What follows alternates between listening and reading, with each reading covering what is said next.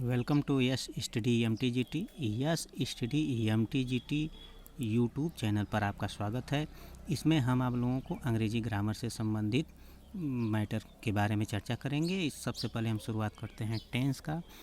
आइए हम सीखते हैं कि टेंस कितने प्रकार का होता है और उनका बारी बारी से हम अध्ययन करेंगे, किस तरीके से उसका अनुवाद करेंगे। तो चलिए शुरू करते हैं ये वीडियो। और अगर ये वीडियो आपको हेल्पफुल लगता है, अच्छा लगता है, तो इसको लाइक करें, शेयर करें और सब्सक्राइब करें ताकि अधिक से अधिक लोग इसका लाभ उठा सकें। तो चलिए दोस्तों शुरू करते हैं टेंस से। तो ये है टेंस, जिसे हिंदी में कहते हैं काल।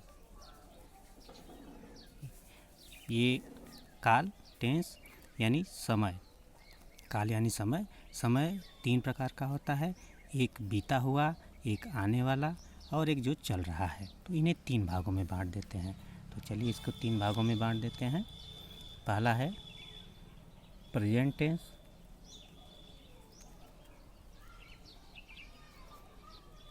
ये हो गया, ये हो गया दूसरा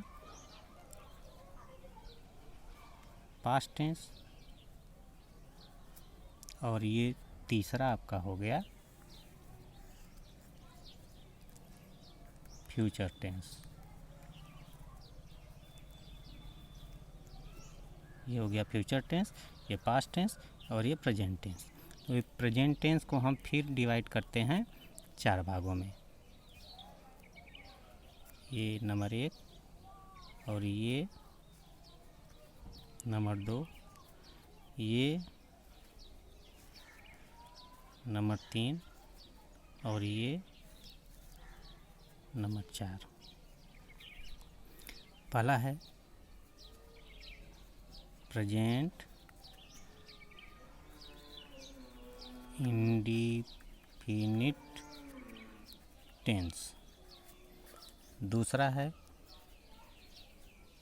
प्रेजेंट कॉन्टिन्यूअस टेंस, तीसरा है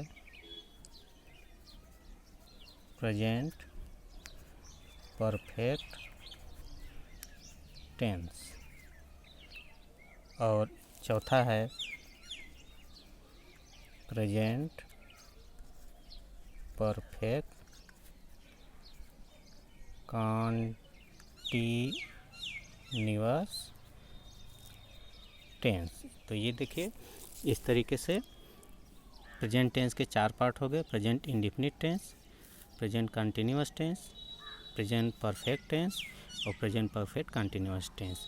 ये चार स्थितियाँ ऐसी आएंगी कि समय में चार प्रकार के क्रियाकलाप संपन्न होते हैं। एक वो सेंटेंस आता है जिसमें यह नहीं पता चलता है कि कार्य कब से शुरू हुआ, कब समाप्त हुआ, तो उसे इंडिफिनिट कहते हैं, अनिश्चित कहते हैं। और वह स्थिति वर्तमान समय में है तो उसे प्रेजेंट इंडिफिनिट टेंस कहते हैं।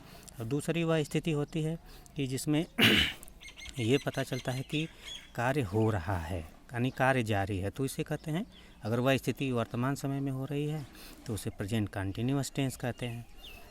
और तीसरी स्थिति है कि जब काम समाप्त हो जाता है, और जब काम समाप्त हो जाता है तो यह स्थिति अगर वर्तमान समय में हो रही है तो उसे प्रेजेंट परफेक्ट टेंस कहते हैं। और चौथी स्थिति है कि जब किसी समय या अवधि से कोई कार्य हो रहा होता है तो उसे प्रेजेंट परफेक्ट कंटिन्यूअस टेंस के अंतर्गत रखते हैं। यानी ऐसे वाक्यों को प्रेजेंट परफेक्ट कंटिन्यूअस टेंस के अंतर्गत ट्रांसलेशन बनाया जाता है, अनुवाद किया जाता है। अब चूँकि प्रेजेंट टेंस जो वर्तमान काल, यानी इसको हम यहाँ लिख लेते हैं वर्तमान काल, और ये है भूतकाल और ये है भविष्यकाल।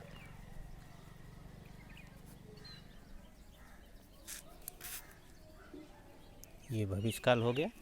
तो ये हो गया प्रेजेंट टेंस यानी वर्तमान काल, पास्ट टेंस यानी भूतकाल, फ्यूचर टेंस यानी भविष्यकाल।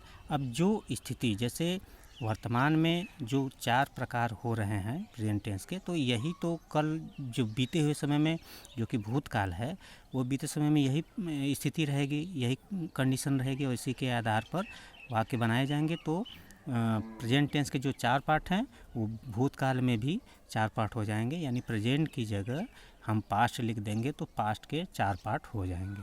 यानी प्रेजेंट इंडेफिनिट टेंस की जगह हो जाएगा पास्ट इंडेफिनिट टेंस, यानी जहाँ जहाँ प्रेजेंट लिखा गया है वहाँ वहाँ पास्ट लिख दिया जाएगा तो पास्ट टेंस के 4 पार्ट हो जाएंगे। और सेम इसी तरीके से फ्यूचर टेंस में भी प्रेजेंट की जगह जब हम फ्यूचर लिख देंगे तो future indefinite tense, future continuous tense, future perfect tense और फ्यूचर परफेक्ट कंटिन्यूअस टेंस। तो इस तरीके से पास्ट के भी 4 पार्ट हो जाएंगे और फ्यूचर के भी 4 पार्ट हो जाएंगे। तो प्रेजेंट के 4 पार्ट, पास्ट के 4 पार्ट, फ्यूचर के 4 पार्ट, ये सभी पार्ट मिल करके 12 पार्ट हो जाएंगे। यानी कुल मिला के टेंस 12 प्रकार का हो गया। अब कुछ स्थितियाँ ऐसी हैं, कुछ नोट्स ऐसे, कुछ हिंट्स ऐसे हैं जो आपको अनुवाद बनाने के लिए जानना ज़रूरी है, उसके बारे में हम चर्चा कर लेते हैं। तो ये रहा, हम क्या कर रहे हैं कि जो कर्ता आता है, कर्ता का अनुवाद करते हैं, अनुवाद करते समय कर्ता का यूज़ करते हैं। तो कर्ता को हम बांट लेते हैं 2 ग्रुप में। पहला ग्रुप है ए ग्रुप, जिसमें कि रखा गया है ही, सी, इट, हु, बॉय, गर्ल, नाम, कोई भी नाम हो, नाम या सिंगुलर नंबर सब्जेक्ट, यस, यन, यस, यानी एक वचन कर्ता, एक वचन कर्ता, ये ए ग्रुप पे हो गया। अब देखिए, अब दूसरा है बी ग्रुप। हम ये ऐसा इसलिए कर रहे हैं ताकि ट्रांसलेशन बनाने में सुविधा हो सके। बाकी ये किसी ग्रामर की बुक में नहीं लिखा गया है, ये सुविधा के अनुसार हमने बनाया है ताकि आपको अच्छी तरीके से समझ में आए, बस इसके लिए है, और कोई ये दूसरी चीज़ नहीं है। आप इसको समझने की कोशिश करिएगा। तो बी ग्रुप में हम रखे हैं I, we, you, they, boys,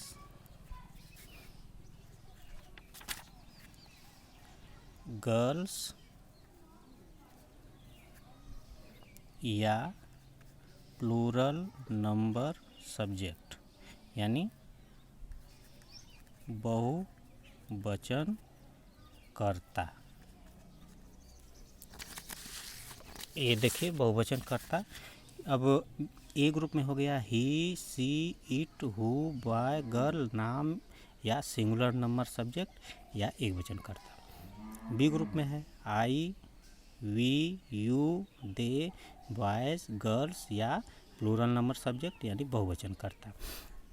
अब जरा कर्ता के बारे में हम लोग जान लेते हैं कि कर्ता किसी भी हिंदी के वाक्य का जब अंग्रेजी में अनुवाद बनाते हैं तो सबसे पहले कर्ता लिखते हैं, फिर सहायक क्रिया लिखते हैं,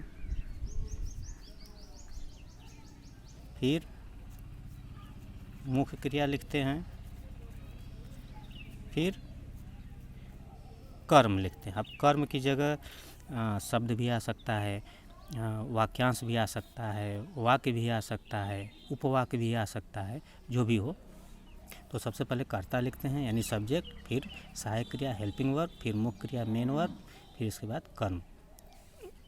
इसको हम शॉर्ट में आपको याद कराने के लिए ऐसे कर दे रहे हैं, क, स, मु, क। आप याद कर लेंगे। एक क्रम है, सबसे पहले कर्ता लिखेंगे, फिर सहायक क्रिया लिखेंगे, फिर मुख्य क्रिया लिखेंगे, फिर कर्म लिखेंगे। इस तरीके से आपको ये समझने में आसान हो जाएगा।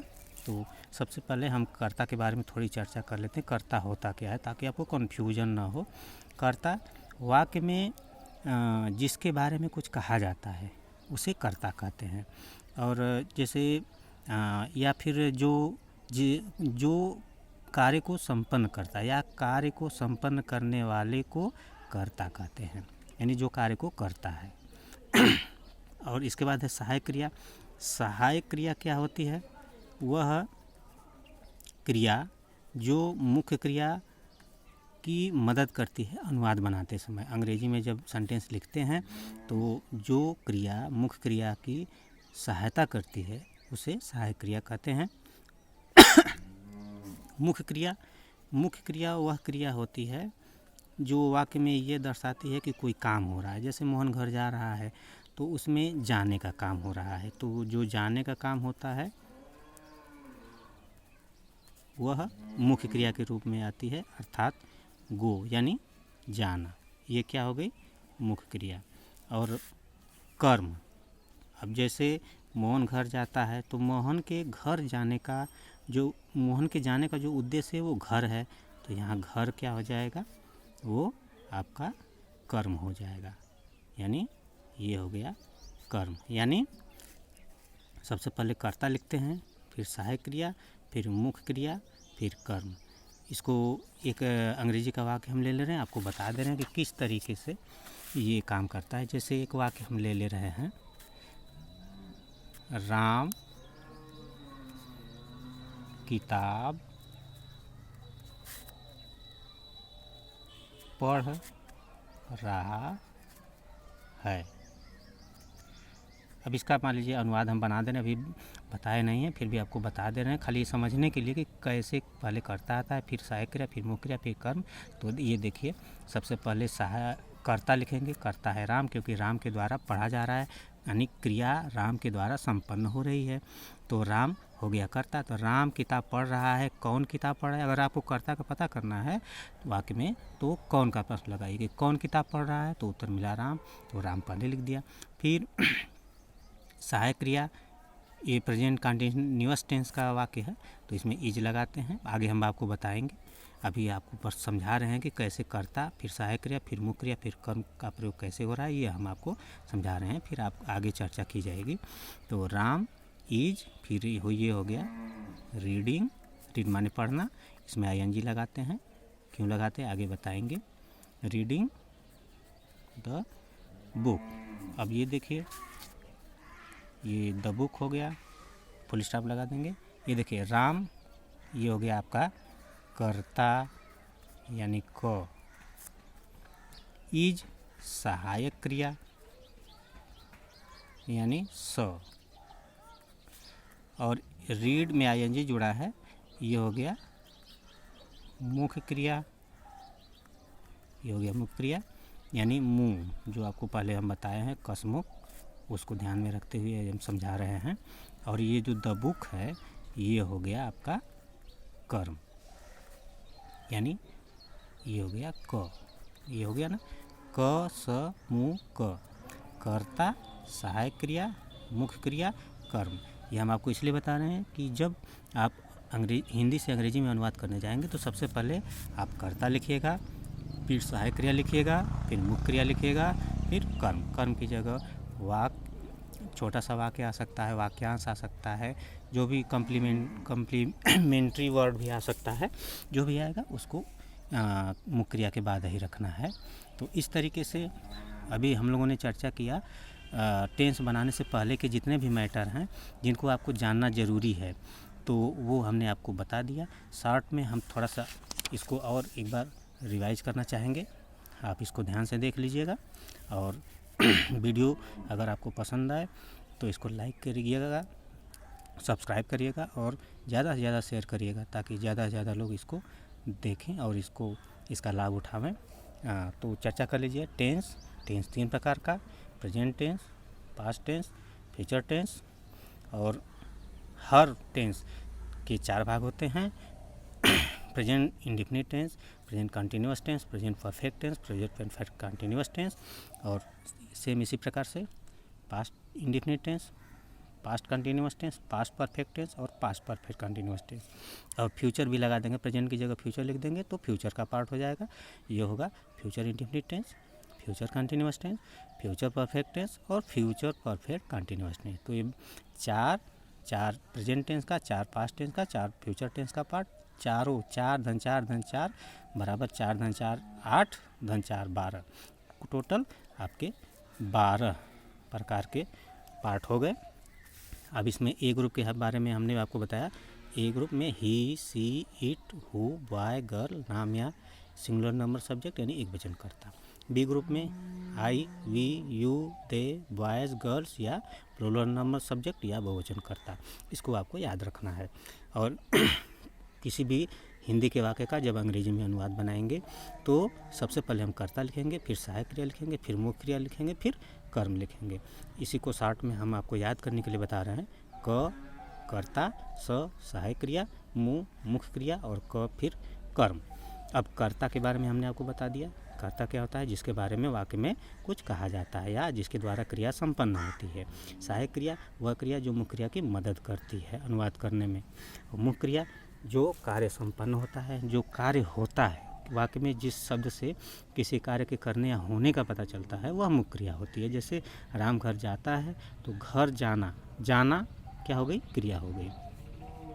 कर्म कर्ता का जो उद्देश्य होता है वो कर्म होता है। जैसे मोहन घर जाता है तो मोहन के जाने का जो उद्देश्य है क्या है? घर है, तो इसलिए घर कर्म हो गया। और यहाँ पर हमने आपको ये भी बताया था कि राम, एक उदाहरण के माध्यम से, कि राम किताब पढ़ रहा है, Ram is reading the book, तो किस तरीके से कर्ता, सहायक क्रिया, मुख्य क्रिया और कर्म का प्रयोग किया गया है। ये वीडियो आपको अगर पसंद आए तो इसको लाइक करें, सब्सक्राइब करें और ज़्यादा से ज़्यादा शेयर करें ताकि ज़्यादा से ज़्यादा लोग इसका लाभ उठाएं। और यहाँ पर इतना ही। आगे हम प्रेजेंट इंडेफिनिट टेंस के बारे में चर्चा करेंगे और आपको शॉर्टकट बताएंगे, आसान तरीका बताएंगे, जिससे कि आप आसानी से उसको सीख सकें। तब तक के लिए धन्यवाद। जय हिंद, वंदे मातरम।